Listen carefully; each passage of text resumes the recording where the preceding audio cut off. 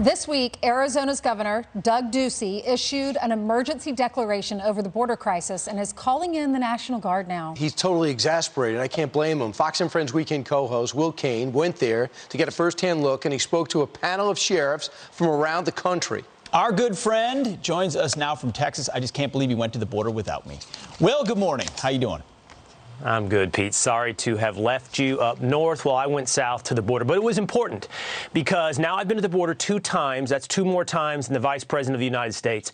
And here's why it's so important. Because I got to see on the ground, as you'll see, literally on the ground, the effects of drug smuggling and illegal immigration on this country. And I spoke to, as you mentioned, a panel of sheriffs from all over about the quality of life issues this imposes upon their communities and what they are determined to do about it. Watch.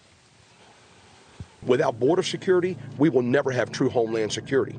And American lives are at risk every single day. This isn't a Republican or a Democrat issue. This is an American issue. It is a national crisis. It is the United States problem. So I'm looking at this group of sheriffs from New Mexico, from Maryland, Virginia, from Nevada, and all the way from Massachusetts. You know, we brought this group together because we as sheriffs, the people expect us to do something. Sheriff, how far are we from the Mexican border right now? So we're between about 70 and 80 miles right now from the Mexican border. We are well within the United States border.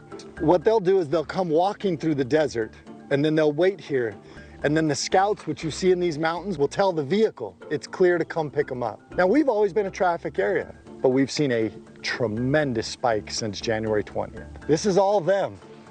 Look at them just throwing. This is very fresh too, because I come out here often. So they'll wear these carpet shoes because they will mask the sound, and we can't track them in the sand.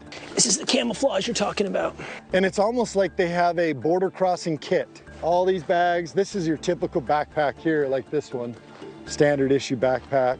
Sleeping bags, jugs, clothes. They can carry far more value of drugs in these backpacks between fentanyl pills and methamphetamines. In the year 2020, New Mexico seized about 18,000 fentanyl pills.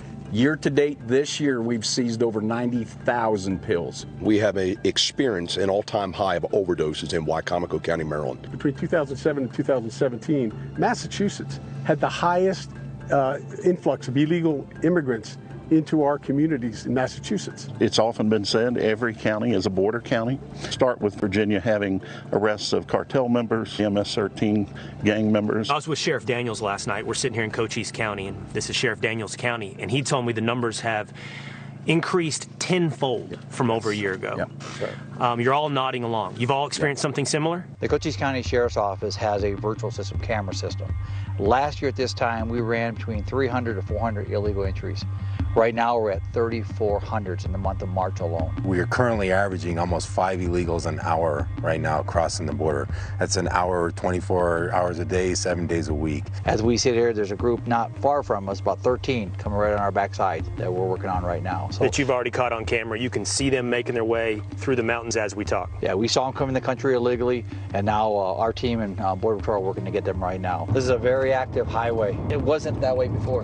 But it's before the administration canceled all the prevention programs, checkpoints, pretty much sent the message that, you know, it's okay to come in this country. 25 horas caminando. 25 hours walking to this point. What do you say? 25 hours walking. Got the camo on that we saw earlier. The helicopter we just saw catch him on the right. On the this hill. is a group that was just to the right. We just did the first interview with you, Will. They're right behind us. ¿De dónde vienen ustedes? Guatemala. Guatemala. ¿Y usted, señor? Guatemala. Guatemala. How many times they tried? Did they answer that? He's been trying for 10 years, he said. 4 times for him. He's 4 been times? Caught. 4 times caught? All right, so Sheriff, tell me what we just saw. You saw cartel smuggling. What can be done to solve this problem? It starts with the President of the United States. He needs to prioritize this border, all our borders, and there's consequences for breaking our laws. There is a rule of law in this country. We are a country of immigrants. We all welcome immigration. We all do. We've all been beneficiaries of immigrants in our community, but legal immigrants. My parents did it right. We came here legally, but we need to fix the border crisis that we have. Because we're the county sheriff. When the feds fail, when the states fail, we're not going to fail our citizens because we're in church with them. We're at the supermarket with them. We live right next door to them. The people in D.C. or the capitals of our state don't care. We have to.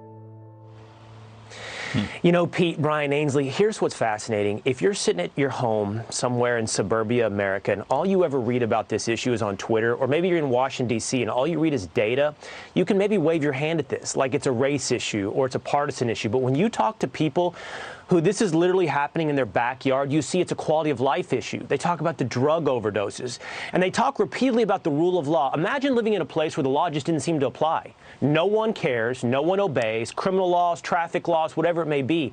These sheriffs from across the country are saying, my people care. I have to reinstitute some order. We have to control this border. Will, what bothers me most, and I think what gets under their skin, is they know how to stop it, they know what started it, and they know that where it was just 100 days ago. Right. And that's why these sheriffs, Brian, have created Protect America Now, because they know they can do something about it. And they say if the federal government will not, then they will step up to enforce these laws. Well, and those sheriffs love this country. You heard the last man say, this is a land of opportunity. We're not against immigration. We just are trying to keep people safe. What a great group. Great package, Will. ProtectAmericaNow.com. Appreciate it. Thanks, guys. See you soon. Talk to Will again later. All right, and let's talk to Janice.